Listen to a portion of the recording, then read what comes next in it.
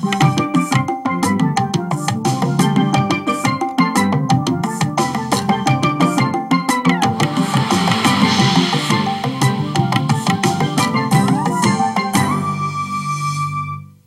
Newsline is brought to you by the Barbados Tourism Marketing, Inc.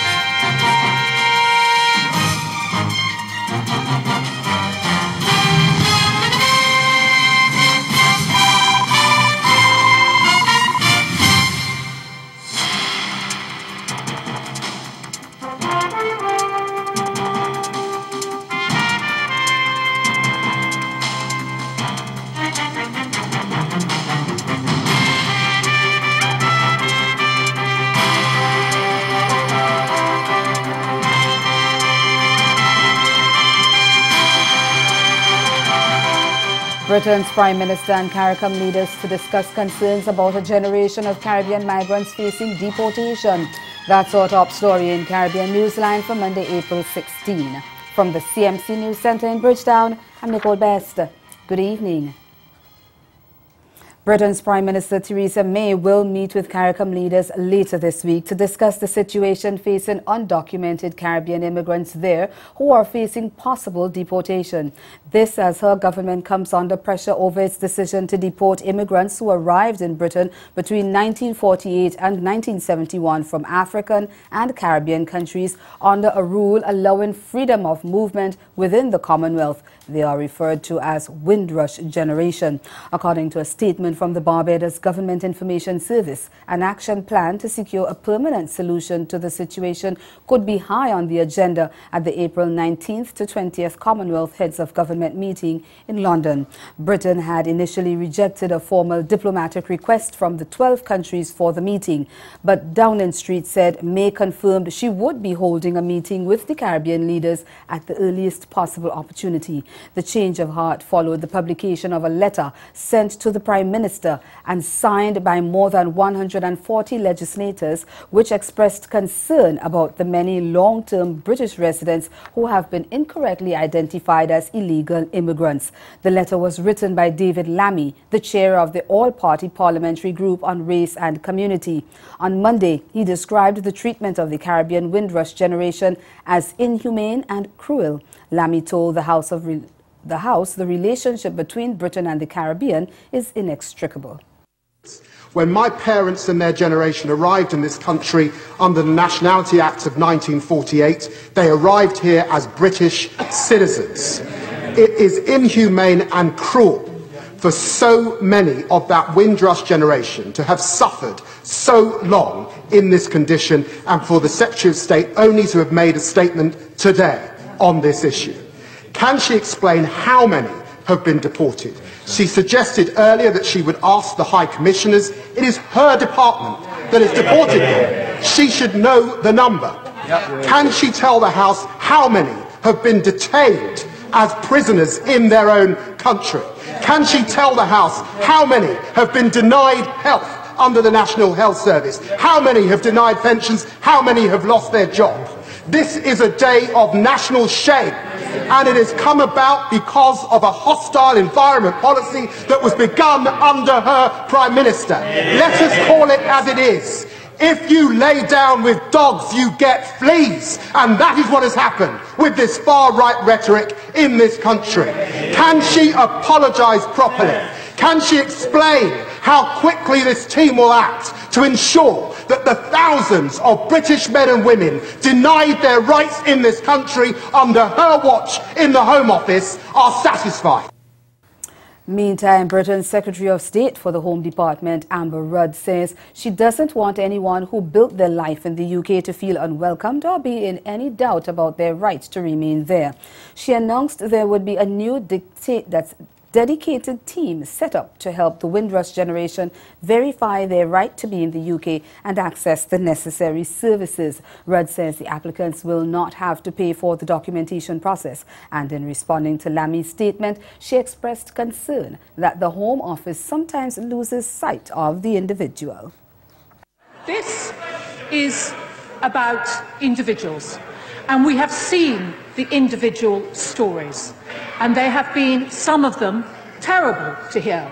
And that is why I have acted. That is why I have put a very clear time limit on the amount of time it will take to correct this. That is why I am so committed to ensuring that there is no cost involved. That is why I'm so committed to making sure that we can work across departments. We hope to be able to get the information that will be needed ourselves, in the same way that we're looking ahead to the EU settled status, where we will be able to engage with other departments to look at national insurance and others. We will share, we will lead on finding the responsibility, finding the evidence, so we can get the documents for the people who need it. Finally, on one other point that he raised, I am not aware of any specific cases of a person being removed in these circumstances. That is why I have asked the High Commissioners, if they know of any, that they should bring it to me. And I would ask anybody here, if they know of any such circumstances, they should bring them to the Home Office. Over in Trinidad and Tobago, Archbishop of Port of Spain Jason Gordon says the Roman Catholic Church does not believe buggery should be criminalized. He stressed the church's position following a ruling last Thursday by High Court Judge Devendra Rampersad, who declared the sodomy law unconstitutional. The ruling came in a 2-year legal battle brought by UK-based Trinidad-born gay activist Jason Jones. Gordon said the position of the church that buggery should not be criminalized is not a flippant teaching of the church, but one that came after a lot of reflection. He said the church views homosexuality as a moral issue and not a criminal one. In fact, he said, and I quote, "There is no question in the church's mind or teaching that this is an act that is immoral, disordered. One would even say a sin against nature. Buggery, or the homosexual act, is a disordered act, is a frustrated act. It is an act that is not in keeping with the intention of God for human sexuality." End of quote. But he stressed that it did not mean that buggery should be illegal. Well, not all religious leaders agree, and political leader of the Movement for Social Justice, David Abdullah, says they need to speak with less venom. Some were very vocal outside the court where the buggery law ruling was delivered and were unapologetic in their stance against homosexuality. But Abdullah spoke with Joel Brown of TV6 News on Sunday about the need for tolerance and respect. Jesus, of course, had Mary Magdalene very close to him and forgave many persons who were deemed to be sinners. So I think that we need to tone down the rhetoric, tone down the whole environment, and engage in a process of openness and tolerance and listening and respect one for the other. But we had asked Mr. Abdullah, what is the MSJ's take on this particular issue? Yeah, we'll be having our party meeting on Sunday, a week from today, and we'll have a formal position on the whole issue at that time. Let me say, and our Youth for Social Justice actually is probably going to issue a statement even before that, because they have drafted a statement because the young people are involved in this particular matter. Mr. Abdullah said that as his party stands for justice, quote, we cannot be creating an environment of anger and hate against any citizen of Trinidad and Tobago, end quote. As for the opposition leader's position that the issue of gay rights should be resolved by way of a referendum, do you think that is the best way to address the issue? Not necessarily, but let me just make the point that the opposition leader really has little moral authority to say what ought to be done, because a lot of those things were supposed to be done when she was Prime Minister. Bahamas Prime Minister Dr. Hubert Minnis is calling for institutional strengthening of the inter-American systems to meet shared goals. He was addressing the closing of the 8th Summit of the Americas in Peru on Saturday. Minnis told the gathering of leaders that, in keeping with the Inter-American Democratic Charter and in the face of mounting challenges, they must resolve to confront corruption. It is only through cooperation and collaboration that countries will be able to curtail the webs of corruption that often extend across our borders.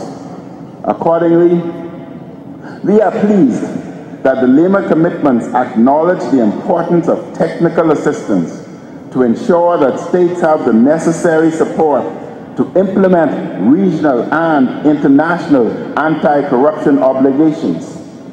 We also applaud the inclusion of a mandate to establish a hemispheric focus upon tax information exchange that has, until now, been a rather one-sided, indeed lopsided conversation. The Bahamian leader called on his colleagues to let the Lima meeting be a catalyst for a new era of responsible, accountable and transparent governance across the hemisphere.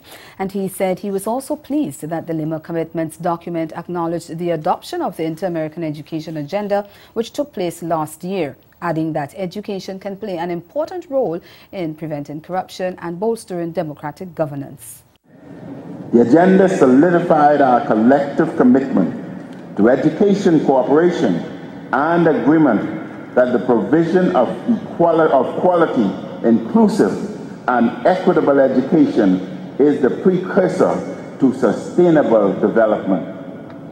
In the Bahamas' role as chair of the Inter-American Committee on Education, we commit to working with the OAS Secretariat, member states, and governments and relevant international and regional entities to implement agenda.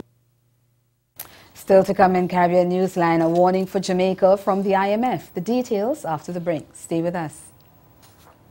South Korea has a law called the National Security Law, under which if you say anything that sounds like it's what North Korea says, you can be jailed, and you can be jailed for having North Korean literature.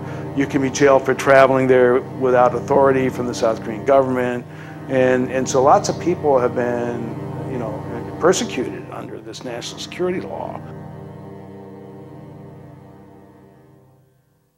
Kick back, relax, enjoy the view, the boats, the scenery amidst epic parties, entertainment and nightlife. Antigua Sailing Week. Experience 7 days of non-stop bliss. Chase the race daily by land or up close by sea as the crews compete for glory. Then, when night falls, the harbor ignites. Antigua Sailing Week, April 28th to May 4th, 2018. Antigua and Barbuda. The beach is just the beginning.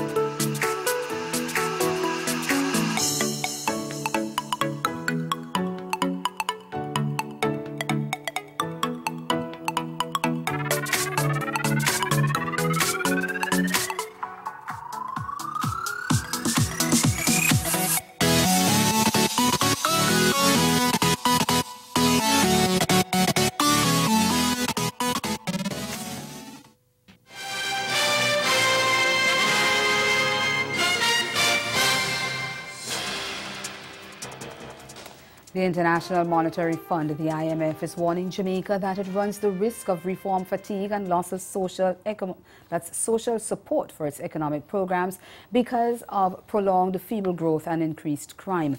It issued the warning on Monday following a recent review by its executive board of the $1.68 billion standby arrangement with the country. The board warned that after 5 years of reforms and tenacious fiscal consolidation, the country could lose buy-in from population because the growth at 0.9% is lower than expected since the reform began in May 2013. The board highlighted entrenched structural obstacles, including crime, bureaucratic processes, insufficient labor force skills, and poor access to finance as hindrances to productivity and growth. But it maintained that the continued reform will safeguard hard-won gains and deliver stronger growth and job creation. It is recommending a reduction in the wage bill as critical for government to reprioritize spending toward growth-enhancing projects. The IMF said more expenditure is needed for infrastructure, citizen security, building, agricultural resilience, health, education, and the social safety nets. The Belize government has congratulated Guatemala for conducting a referendum that saw its citizens voting for the centuries-old territorial dispute between the two countries to go to the International Court of Justice, the ICJ. The referendum on Sunday saw a 24% voter turnout, with 95.87% voting yes. According to Guatemala's electoral laws, regardless of the level of participation, the winning response in the referendum is the one that prevails. The referendum was held in accordance with the special agreement of 2008 between the two countries. Belizeans will need to participate in a similar referendum, and if they vote yes and the ICJ makes its final decision, Belize and Guatemala will be forced to respect that decision. Guatemala's ex-foreign minister Carlos Raúl Morales was actively involved in the campaign leading up to Sunday's referendum, and he explains what a yes vote means for Guatemala. What Guatemala is saying today is a clear yes to the peace. And it is a message to the people of Belize. It is true, we want to live in peace. There is a difference between both countries because we have two different cultures. It is important to understand. But it's not true that we want to get back Belize to Guatemala. Belize is an independent country. We are going to be neighbors. But there are some claims we need to define in the International Court of Justice. The message that the Guatemalan people give today to the world is that Guatemala is a country of peace, that we want to give a solution to this claim in the International Court of Justice. We don't want another problem with Belize. We don't want, and it is important to understand too, we don't want that another farmer died in the adjacency zone, because it's not fair. It's not fair. It's a human life, and we need to respect the human life. The message we send to Belize is we want to be brothers. We want to live together forever, both countries. Meanwhile, the Belize government has dismissed a statement by Guatemala's vice president that it will hold its referendum next month. Ambassador to Guatemala Alexis Rosado says it will be held only after the re-registration process is sufficiently complete. He said Belize also proposes to intensify its public awareness campaign starting next month. Haitian teachers returned to the classrooms on Monday, 2 months after embarking on industrial action. The resumption of duties by teachers from the Fundamental School of Application and Pedagogical Support Center of Petit Guayave ends a prolonged standoff for better working conditions and unpaid salaries. But the teachers say their presence in the classroom should not be interpreted that the crisis at the school has been resolved. They say the school faces other problems and they doubt very much that it can function normally.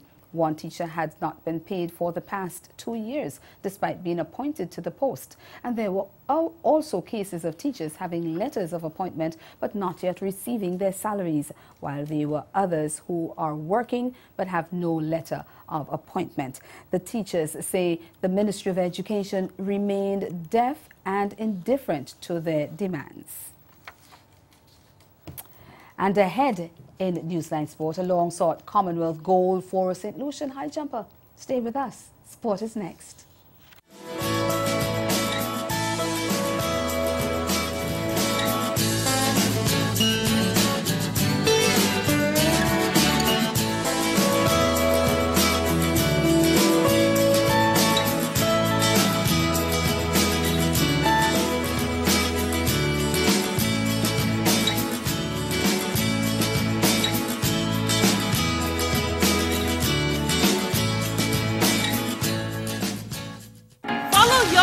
The 22nd Annual St. Kitts Music Festival from June 27 to July 1st, 2018.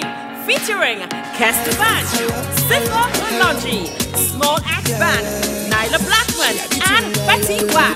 Also, Patti LaBelle, Dijon, New Vibes International, Rhythm of the Beat, and Wayne Wonder. Vibes, August Alsina, Aishona, Byron Messiah, Dasha, Shaka Dimas and Pliers, and Miss Lauren Hill. for the 22nd Annual St. Kitts Music Festival, an experience like no other. Kick back, relax, enjoy the view, the boats, the scenery amidst epic parties, entertainment and nightlife. Antigua Sailing Week. Experience 7 days of non-stop bliss. Chase the race daily by land or up close by sea as the crews compete for glory. Then, when night falls, the harbor ignites. Antigua Sailing Week, April 28th to May 4th, 2018.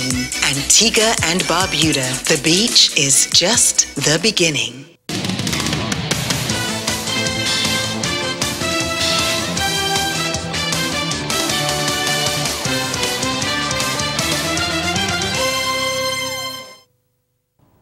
Veteran St. Lucian high jumper Laverne Spencer ended her nation's frustrating 56-year wait for a Commonwealth Games gold medal when she produced a season-best performance to win the women's high jump. Spencer, who managed only bronze in the event at the last 2 games in India and Glasgow, cleared 1.95 meters on her final effort to also ensure St. Lucia their first medal of the meet, which wraps on Sunday. Spencer, the Pan American Games champion in Toronto 3 years ago, found early challenges from England's Morgan Lake 1.93 and Australian Nicola McDermott 1.91, who eventually finished in the runners-up spots on the podium. All 3 jumpers easily cleared 1.91 meters, but Spencer and Lake were left to battle it out after McDermott failed at 1.93 meters 3 times. They both needed a second jump to clear 1.93, but it was Spencer who distinguished herself once the bar was raised again, as Lake fell out of contention for the gold. Well, meanwhile, the relays proved a disappointment for traditional powerhouses Jamaica on the penultimate day of the games on the Gold Coast, Australia. 4 years ago in Glasgow, they swept 3 of the 4, including both sprints. But on Saturday, they managed to win just 1 of 4, but more significantly ensuring the much vaunted Caribbean nation left the games without a gold in the individual or relay sprints. But their biggest disappointment was in the men's sprint relay, which featured 2-time Olympic sprint silver medalist Johan Blake. However, they tasted gold in the women's distance relay when the quartet of Christine Day, Anastasia Leroy, Genevieve Russell and Stephanie McPherson brought the stick around in 3 minutes 24 seconds to win handsomely. TVG's Gordon Fort has the details. When the day began, it was the women's mile relay team that looked the most likely of the 4 Jamaican quartets to cop gold. The team, which included the silver and bronze medalist from the 400 meters and the gold medalist from the 400-meter hurdles, turned in 3 minutes and 24 seconds flat to defeat Nigeria and Botswana. Jamaica into the home straight. Yet again, the defending champions should take out the gold medal. England in third, Moncho challenging. It will be Jamaica gold, Nigeria the silver, Botswana. Another chance to actually come out and perform for Jamaica. And it was really exciting, and regardless, we came out the winner, and I mean, I'm really happy that we also got a championship record. It was very special because we got the championship record. It was just 4 ladies wanting it and went out there and got it. The men then closed their championship with a bronze, anchored by 400-meter bronze medalist Javon Francis in 3 minutes 01.97 seconds. Jermaine Gale, Demish Gay and Jamari Rose were the other members of the quartet, which was beaten by Botswana, who took the gold in 3 minutes 01.78 seconds, while the Bahamas took silver in 3 minutes 01.92. The Bahamian is closing, but Isaac McQuarrie is going to show his class here. Very, very tight on the line. Botswana from the Bahamas and Jamaica take the bronze. We know that we could have done much better, but regardless, we are thankful. I mean, at the position I got the button in, I never had any choice than to just went out.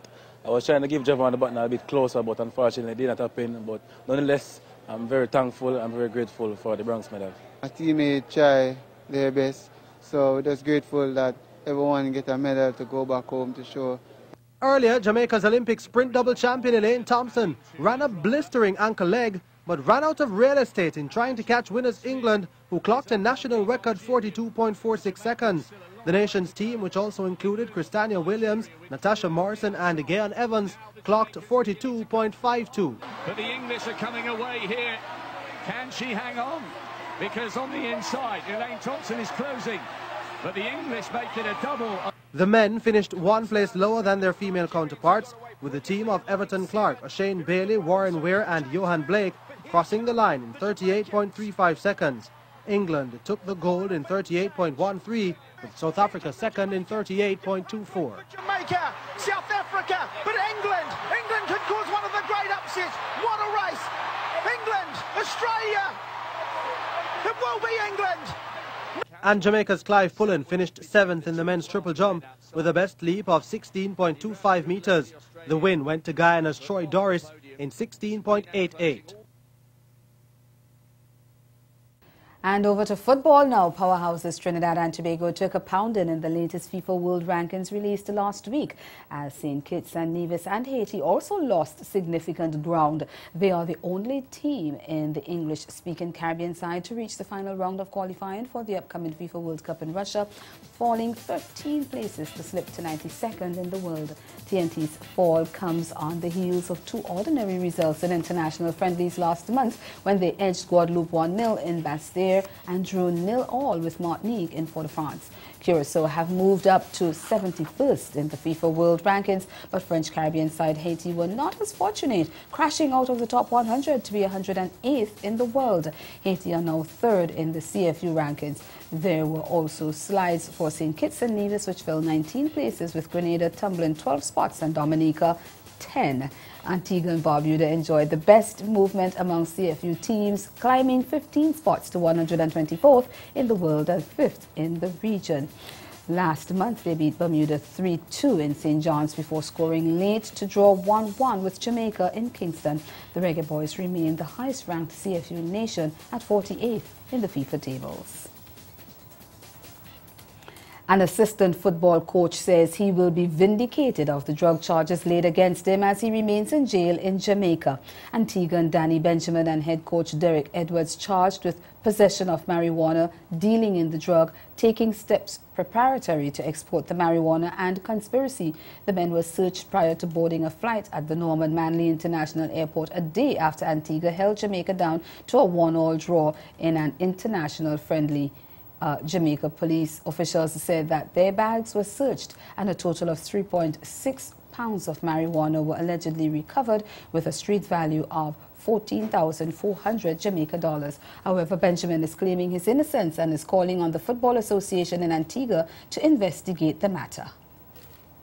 I commit that amongst the crime, Joe. You understand? I'm very confident of that. I would say this: the Antigua people need to know the truth, and they will know the truth on our side. On our side, we're going to leave no stone unturned, because this act is a very serious act where someone in the team commit, and I refer to someone in the team commit, a player commit, Joe. You understand me? And this is, and I'm not going to take it lightly, Joe. I'm calling on the ABFA to come out and run a serious investigation into the matter, and call on the authority in Antigua to do likewise, Joe, because it's a very serious matter. And I'm not going to let my name go down like that. The assistant coach is confident his name will be cleared. And that's the sport. Stay with us. We'll be right back.